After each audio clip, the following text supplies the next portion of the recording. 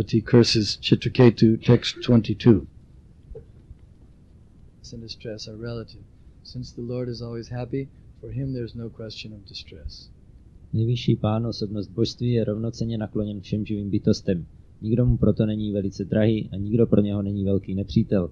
Nikdo není jeho přítelem a nikdo jeho příbuzným. Jelikož je odpoutaný od hmotného světa, nemá zalíbení v takzvaném štěstí a necítí žádnou zášť k takzvanému neštěstí. Tyto dva pojmy, štěstí a neštěstí, jsou relativní. Pán je neustále šťastný a neštěstí pro něho tedy nepřipadá v úvahu. There's no purport, so I'll read the next text. Tatapi tach chakti visarga esham sukaya dukaya hita hitaya bandhaya mokshaya cha mrityu janmano sharirinam sangshritaye vakalpate. Although the Supreme Lord is unattached to our happiness and distress according to karma, and although no one is his enemy or favorite, he creates pious and impious activities through the agency of his material potency. Thus, for the continuation of the materialistic way of life, he creates happiness and distress, good fortune and bad, bondage and liberation, birth and death. Přestože nejvyšší pán není připoutaný k našemu štěstí a neštěstí, jež odpovídá karmě, a přestože nikdo není jeho nepřítel či oblíbenec, prostřednictvím své hmotné energie vytváří zbožné a bezbožné činnosti. Tak tvoří štěstí a neštěstí, příznivý a nepříznivý osud, otroctví a osvobození, a také zrození a smrt, aby zajistil pokračování materialistického způsobu života. Purport by His Divine Grace A.C. Bhaktivedanta Swami Prabhupada.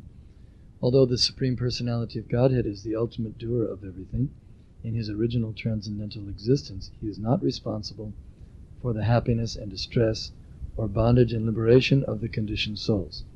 These are due to the results of the fruit of activities of the living entities within the material world.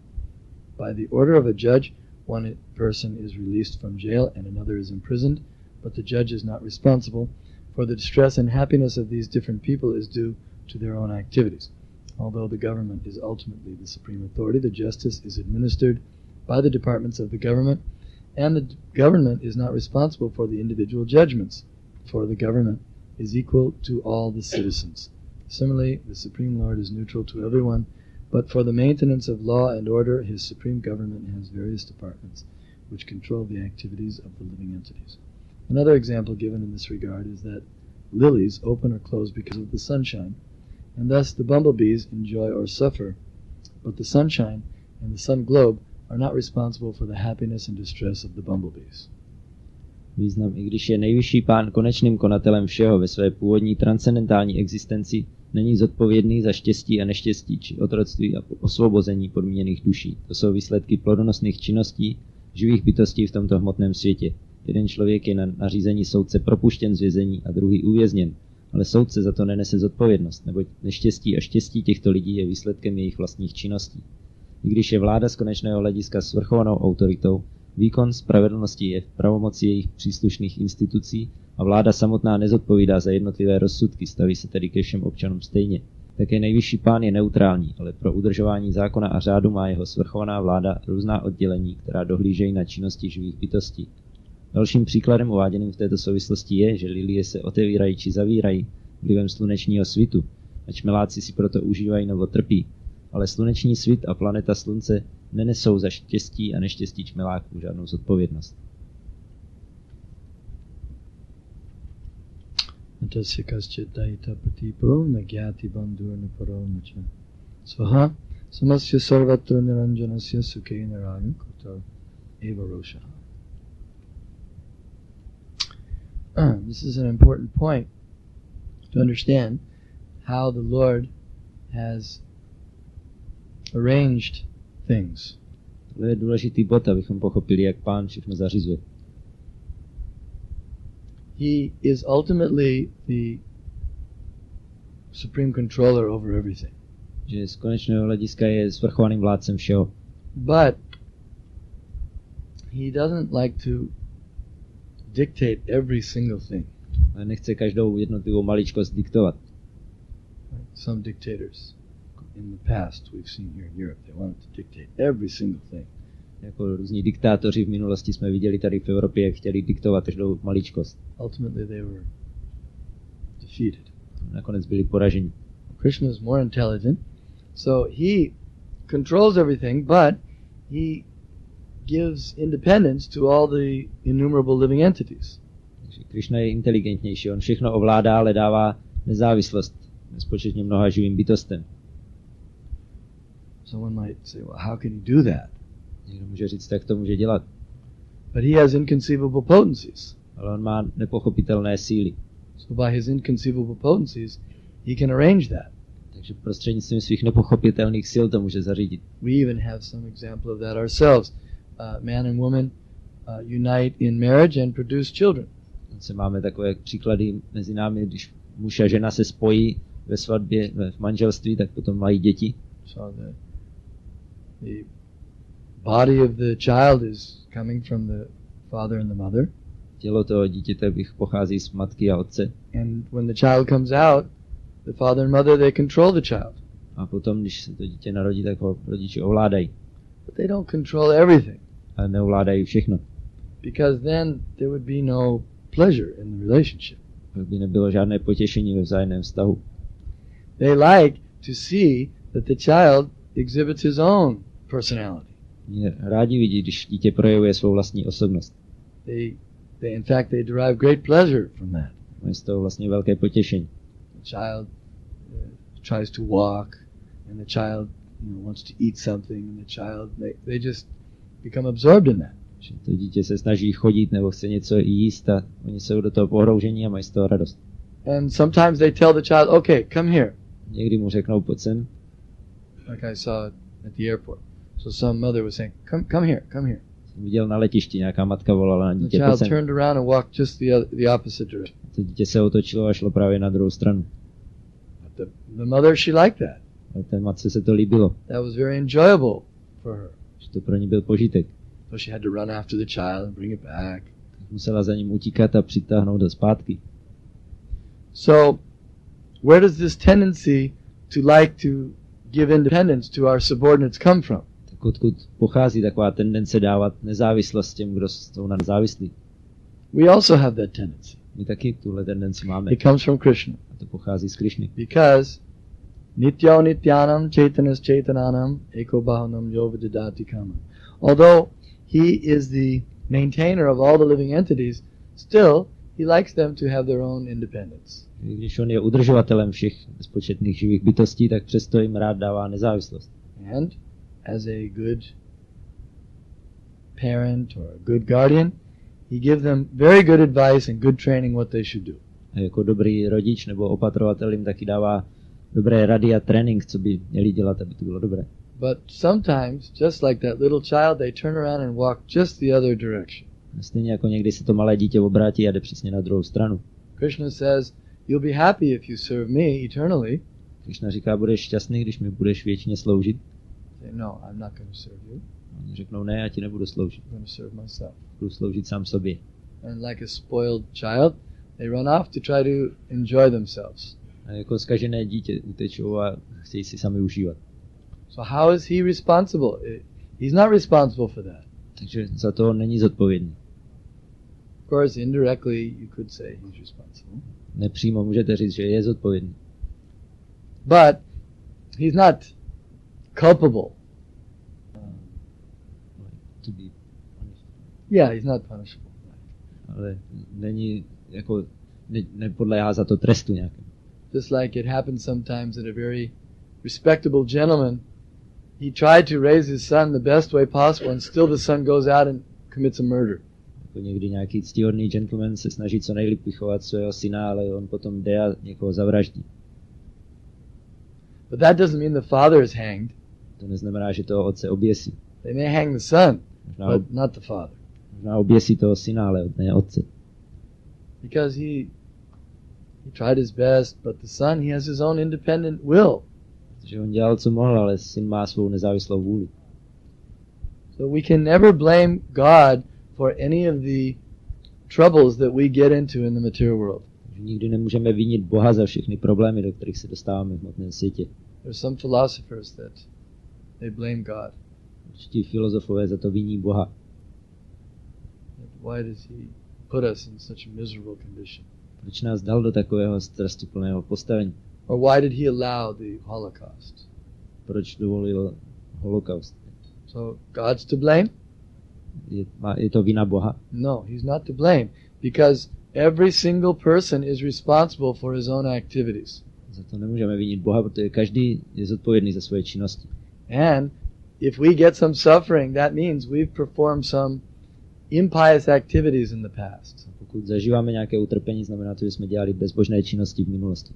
And if we get some enjoyment, then that means we've performed some pious activities in the past. A pokud získáváme požitek, znamená to, že jsme dělali něco zbožného v minulosti. There are no accidents. Nedochází k náhodám. Everything is perfectly in order. Všechno je v dokonalém pořádku. Krishna has set up the system. Of course, in the spiritual world, the system is perfect. There's no impious activities. Tak v duchovním světě je dokonalý systém, protože tam neexistují bezbožné činnosti.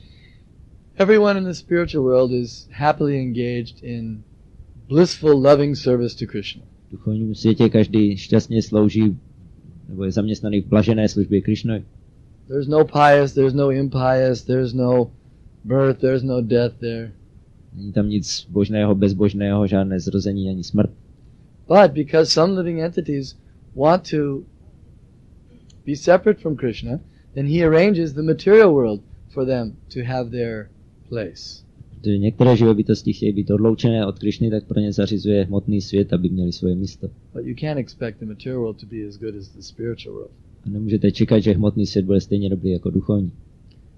Just like you can't expect the prison to be as nice as outside the prison. Stejně jako nemůžete čekat, že ve vězení to bude stejně pěkné jako venku. If someone's in the prison and he calls the warden over and says, "Hey, what is this? Když někdo je ve vězení a zavolá strážce, co tohle má znamenat? I don't have a good view here. Já tady nemám pěkný výhled. And what is this? It's cold in here." A tady je zima. And I asked for a room with an attached bath. A já jsem žádal o pokoj s koupelnou. What is this? I have to wait and then bang on the thing and then you tell me I can go and you watch me. What is this nonsense? To znamená, tady musím čekat, potom jako zazvonit a potom vy se na mě sledujete, jak tam jdu, co to je za nesmysl. And where's the HBO? Where's the I wanted the television with the satellite disc and everything. I wanted to see all the different. Já jsem chtěl taky televizi se satelitem, abych se díval na různé programy. And besides that, where's the phone? I wanted to call some of my friends. A navíc, kde je telefon, já chci zavolat přátelům nějak. The warden says, "You crazy? This is prison. A stráž mu řekne, ty jsi blázen, tohle je vězení.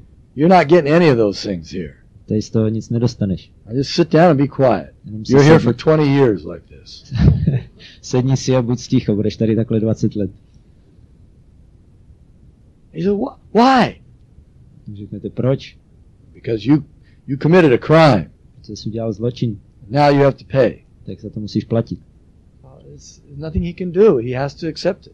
A nic s tím nemůže dělat, musí to přijmout. And nobody else is to blame. A nedá se vinět nikdo jiný. He committed the crime. On udělal ten zločin. Now he has to pay. Tak se to musí píkat.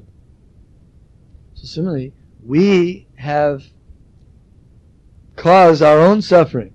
Tak my jsme si způsobili vlastní utrpení. We can't blame anyone. Nemůžeme vinit nikoho jiného. Especially we can't blame God. Zvlášť ne Boha. Because he tried his best. He came, he gave Bhagavad Gita. Že on dělal, co mohl, přišel a dal nám Bhagavad He's Gita. super soul in the heart. He's always giving us good advice. Na duše v srdci pořád nám dává dobré rady. We're always ignoring him. A my to vždycky ignorujeme. And he sends so many saintly persons in the world to give us good advice. Posílá tolik svědců na svět, aby nám dávali dobré rady. We ignore them. Je ignorujeme. So, how can we blame him? Tak jak ho můžeme vinit? He's just like a judge. He's not responsible if someone commits a crime and he has to sentence him to death.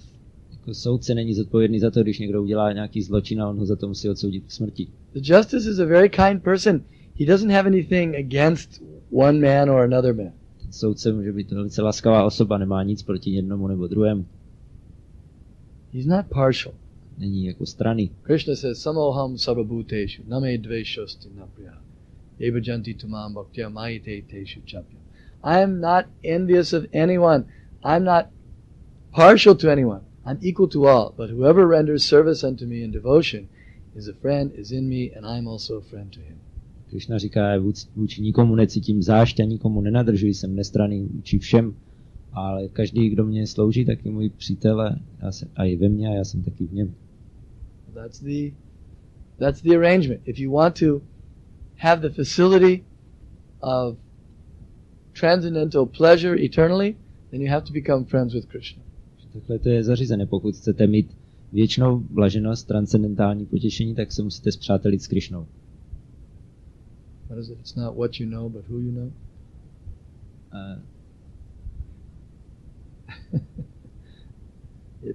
That's kind of the same. It's not what you know, but it's who you know. Že nejde o to, co znáte, ale koho znáte. So we need to know Krishna. Tak potřebujeme znát Krišnu. We have to become friends with Krishna. Musíme se spřátelit s Krišnou. And how to become friends with Krishna? A jak se spřátelit s Krišnou? You have to become the servant of one of his devotees. Musíme se stát služebníky jednoho z jeho oddaných. We have to become the menial servant of one of Krishna's dear representatives. Musíme být obyčejnými služebníky jednoho z drahých zástupců Krišny. Then Krishna welcomes us into his association. Pak nás Krišna přivítá do své společnosti. But no one can barge in. Just by his own strength, he's going to break in. Ale nikdo se tam svou vlastní silou nemůže dostat, nějak si to koupit. As they have in the material world, they have sometimes someone has a party and it's by invitation only, but some people they crash the party. Jako se stává v hmotném světě, že mají večírek jenom na pozvání, ale někteří lidé se tam vloudí, prostě tam proniknou. It's quite a pastime. He wasn't invited, but he goes in anyway. He just acts like he was invited. To je taková zábava, že ho sice nepozvali, ale on tam jde a dělá jako, že je jeden z pozvaných. But you can't crash into Vaikuntha or Goloka Vrindavan. Takhle nemůžete proniknout na Vaikuntu nebo na Goloku Vrindavan. You can't enter by force. Můžete tam vniknout silou. Or even by your cleverness, you sneak around the back. Dokonce ani nějakýma chytrýma plánama, že se tam dostanete nějak ze zadu. No, Brahma Samhita describes that all different directions are protected. Rama Samhita popisuje, že všechny strany jsou tam ochráněny. Actually, no one can even get out of the material world by his own strength. Dokonce ani se nikdo nemůže dostat ven z hmotného světa svou vlastní silou.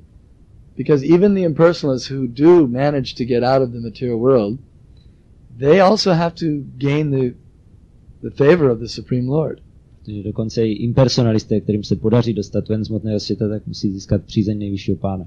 Because the Lord is pleased with them because of their austerities and because of their knowledge, he gives them the award that they wanted. Když je s nimi pán spokojený se jejich askezí a poznáním, tak je odmění tím, že jim dá to, co chtěli. Like Ravana, he had the idea that why should people have to perform all these pious activities to go to the heavenly planets? I'll just build a staircase. Jako Ravana měl ten nápad, proč by měli lidi dělat všechny ty zbožné činnosti, aby se dostali na nebeské planety a tam postavím schodiště. I'll just build a high staircase. They can go up. Postavím vysoké schodiště a oni tam můžou jít. Save all this pious activities. A můžou si ušetřit všechny ty zbožné činnosti. But it didn't work. Ale to nefungovalo. Can't do that. To se nedá dělat. You have to be humble. Musíte být pokorní. Because the Supreme Personality of Godhead is so powerful that, and everyone is subordinate, so everyone has to be humble to him. Protože nejvyšší pán je tak mocný, že každý je mu podřízený a každý vůči němu musí být pokorný. Fortunately, although he's so powerful that he can do anything he likes, he's very kind and he's very wonderful. Naštěstí, i když je tak mocný, že může dělat cokoliv chce, tak je velice laskavý a je úžasný. He's not cruel. He doesn't have a cruel streak. Není krutý. Cruel tendency. Nemá jako kruté nějaké sklony. No, he's merciful. Je milostivý. He's kind to all living entities. Je laskavý ke všem živým bytostem. He wants the best for everyone. Chce to nejlepší pro každého. And even this material world is a display of his mercy, because by coming here, they get some opportunity to enjoy the way they wanted.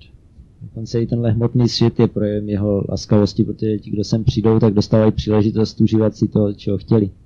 And they get the chance to rectify themselves, to purify, and then get another chance to come back to home, back to Godhead. A dostávají příležitost se napravit, očistit a zase se vrátit domů zpátky k Bohu. how could you arrange anything better than the way Krishna has arranged it? Jak byste něco mohli zařídit lépe, než to zařídil Krishna? One person said, well, if I was God, then I would have made it so the living entities, they didn't have a chance to make the mistake of falling into the material world. Jeden člověk říkal, kdybych já byl Bůh, tak to zařídím tak, aby živé bytosti neměli vůbec příležitost spadnout do hmotného světa. So that means you're going to force them that they have to stay in the spiritual world. To znamená, že je donutíte, že musí zůstat v duchovním světě. They have no choice whether they want to serve God or not. Že nemají na vybranou, jestli chtějí sloužit Bohu nebo ne. Well, that's not a very nice situation. Tak to není moc pěkná situace. Everybody likes to have free choice. Každý je rád, když má svobodu volby. Krishna knows that and he gives them. A Krishna to ví a dává jí. In this way, those who want to be in the spiritual world, they're there in the spiritual world, and those who want to be somewhere else, they're somewhere else. Takže ti, kdo chtějí být v duchovním světě, tak jsou tam, a kdo chtějí být někde jinde, tak jsou někde jinde. We don't have to make any excuses on behalf of God. Nemusíme nějako omlouvat Boha. Like one gentleman, his name was Hare Krishna. He wrote a book, no relationship to Krishna. Jako jeden pán, Hare Krishna. No, Hare Krishna. Hare Krishna. Krishna. Kirchner. Oh. He's so used to chanting Krishna, he can't. So this gentleman, he had a theory that God tries to do good for everybody, but he can't seem to organize it. He's trying his best. But the name of the book was Why Do Bad Things Happen to Good People? On napsal knihu, která se jmenovala Proč se špatné věci dějou dobrým lidem, a říkal, že on se Bůh snaží jako zařídit vše. Pro všechny to nejlepší, ale nejde mu to. Sometimes a little child hasn't done anything wrong and the child dies. Říkal, někdy malé dítě, které neudělalo nic špatného, tak umře. Why would God do such a thing? Tak proč Bůh takové věci And dělá? some horrible person lives to be 104. A nějaká hrozná osoba žije 104 let. And some very nice person gets no money, is poor and everything, and the other horrible person gets so much money. Nějaká pěkná osoba nemá nic, žádné peníze, a nějaká příšerná osoba má spoustu peněz. So why would God do that? A proč to Bůh teda dělá? Why do bad things happen to good people? Proč se špatné věci dějou dobrým lidem? He's trying his best, but he's not perfect. On se snaží co nejlíp může, ale prostě není dokonalý. No. Can't criticize him, he's trying. Nemůžeme ho kritizovat. That was his way of adjusting everything. On se to snažil jako urovnat tím, že říkám, nemůžeme ho kritizovat, on se snaží, co může. So you don't have to give up on God. You don't have to become an atheist. Takže nemusíte se stát ateisty, jako přestat věřit Boha. But just, you understand, kind of be forgiving. A musíte pochopit, musíme prostě odpouštět. We don't need anyone to apologize for God. A my nepotřebujeme nikoho, aby Boha omlouval. God is perfect. On je dokonalý. And the system, first of all, bad things don't happen to good people. Bad things happen to bad people. Především špatné věci se nestávají dobrým lidem, ale špatným lidem. And good things happen to good people. A dobré věci se stávají dobrým lidem. So if something bad happens to someone, it means that he deserved it. Takže když se někomu stane něco špatného, znamená to, že si to zaslouží. People don't like this. To se lidem nelíbí. They have a hard time with this sometimes. Tohle je pro ně těžké přijmout. Like recently there was one in England. You may have heard about this. There was one famous athlete. He was injured very severely. Jako možná jste slyšeli v Anglii nedávno nějaký slavný atlet utrpěl těžké zranění. So it was a big thing because they're into football and it was. Yeah. A to byl velký skandál, protože oni velice jsou fanoušci fotbaloví a to byl fotbalista. So somehow or other, one big newspaper, was interviewing the coach for the national team. He said, "What do you think about this?" A nějaký novinář dělal interview s trenérem toho národního týmu a říkal, co si vy o tom myslíte. Coach said, "Well, it was his karma." A on říkal, ten trenér, to byla jeho karma. Because he said that, he was condemned by all the newspapers and the whole country condemned him. Za to, že tohle řekl, tak všechny noviny a celá země ho odsoudila. He lost his job, he was fired, everything. Přišel o práci, prostě ho vyhodili. So they couldn't stand that maybe the person had done something to deserve this horrible thing. Že to nemohli strávit, že by ten člověk opravdu asi udělal něco, že si to zasloužil. So you see how they need to be educated. Že vidíte, jak potřebují vzdělání. This education needs to be given to the people from very young age. Že potřeba tohle vzdělání dávat lidem už od velice útlého věku. You can see when that coach tried to educate the adults, they rebelled against him. Můžete vidět, když ten trenér se snažil jako vzdělávat dospělé, tak se proti němu zbouřili. But if you told some little children that yes, this has happened because we've performed some impious activities in our past life, the child would say, "Oh, that explains it." Ale když řeknete nějakému malému dítěti, to se stalo, protože jsme v minulém životě udělali nějaké bezbožné činnosti, tak řekne, aha, tím se to vysvětluje. You should try to start the education very young. Takže je potřeba začít vzděláním v tom věku. Komara acharya pragyo dharmam bhagavatami. From 5 years. 5 let. So are there any questions? Nějaké otázky?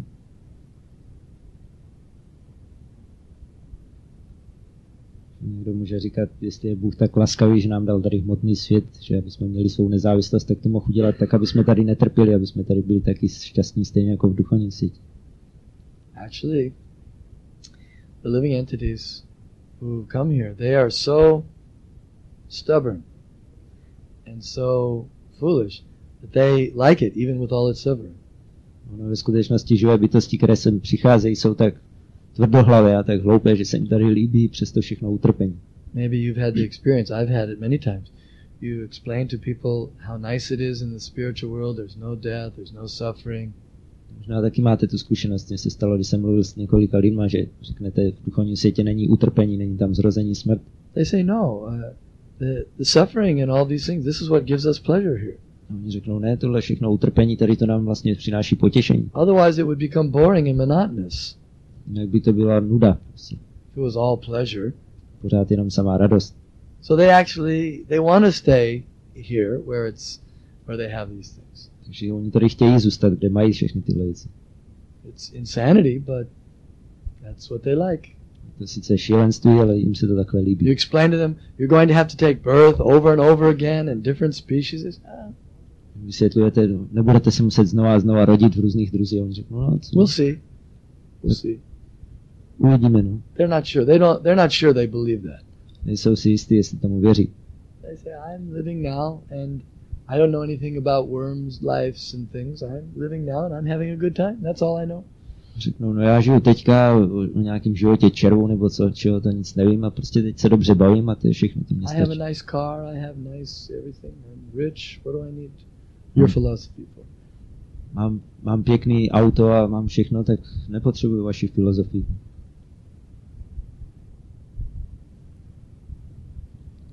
Anyway, if someone wants to live a happy life, then if he practices living according to the mode of goodness, relatively speaking, he gets a better life. Pokud někdo chce žít šťastným životem, tak když praktikuje život v kvalitě dobra, tak má relativně lepší život. And if someone wants to enjoy life like the spiritual world, then he can practice pure devotional service here, and he can enjoy just like in the spiritual world. A když chce někdo mít blažený život jako v duchovním světě, tak může dělat čistou oddanou službu a může tady mít stejně blažený život jako v duchovním světě. The miseries won't affect him. Utrpení na něj nebudou mít účinky. So you have that opportunity, but you have to at least accept Krishna's advice. Takže máte takovou příležitost, ale musíte přijmout Krishnovu radu. If you want to condemn Krishna and ignore Krishna, at the same time you want to get all the pleasures of the spiritual world, that doesn't make any sense. Jestli chcete odsuzovat Krishnu, ignorovat Krishnu a zároveň všechny mít požitky duchovního světa, tak to nedává smysl. They want the kingdom of God without God. Chcete království Boha bez Boha. But they cannot have it. To není možné.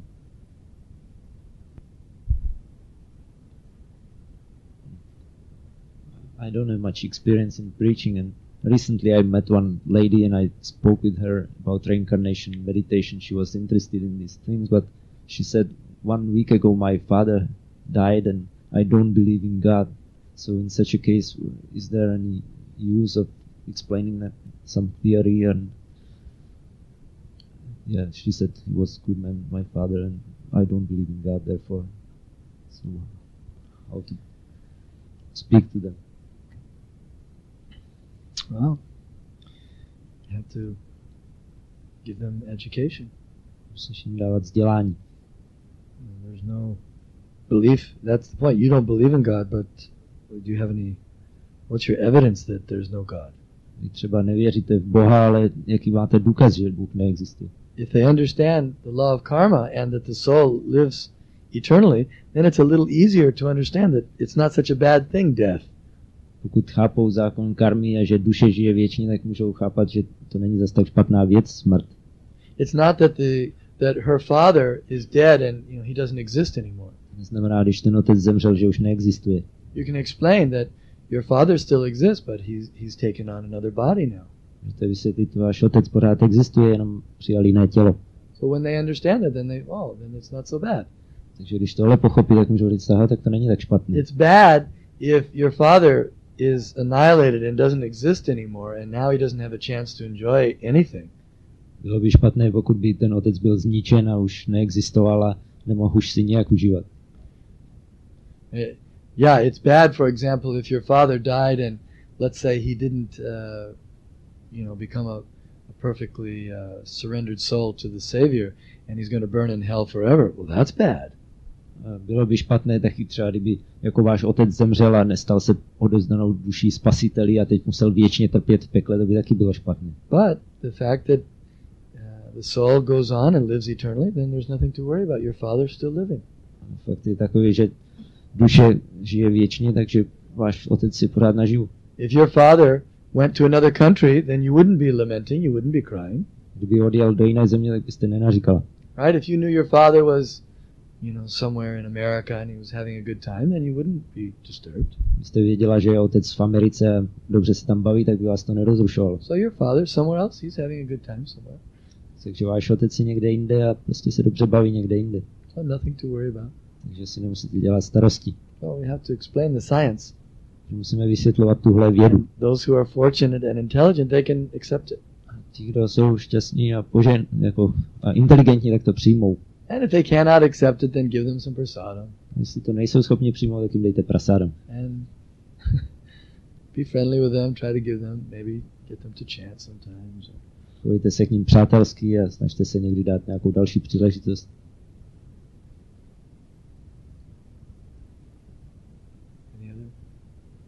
Ještě něco? All right, thank you very much. Grantaraj Srimad Bhagavatam ki jai.